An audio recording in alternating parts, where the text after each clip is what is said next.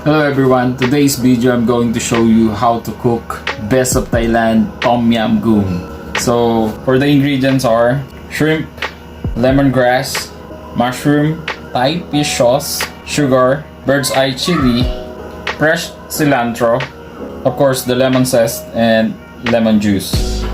And also we need a chicken stack.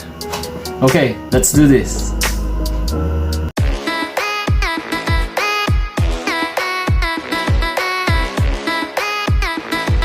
Hi, welcome back. So now we're gonna do boiling the chicken stock, and from the shrimp we take out the head and the tail. We need to boil the head and the tail together with the chicken stock. Okay, let's put this. And after boiling for 5 minutes, you need to lower the heat and take out the head and tail from the chicken stock. Okay. So after that, after you take out the head and the tail, you put the lemongrass, the mushroom, lemon zest. So after boiling, you need to put the shrimp. So after that, once the shrimp become pink, turn up the heat. So I think it's okay. So let's add chilies and lemon juice. Okay.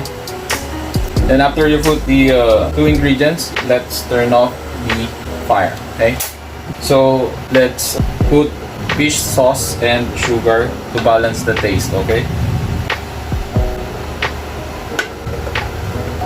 That's it.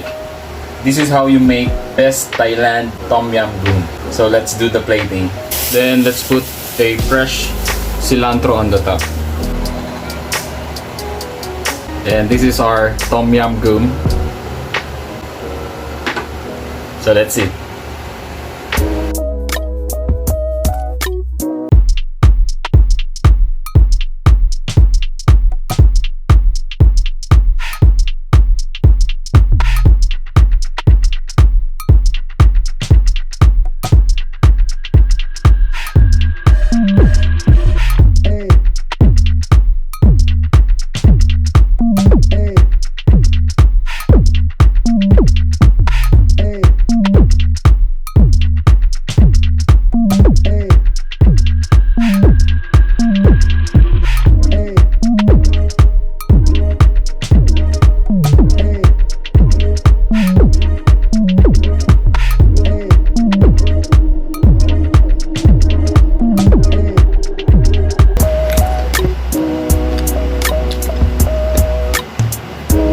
So if you like this video, please like and subscribe. Bye!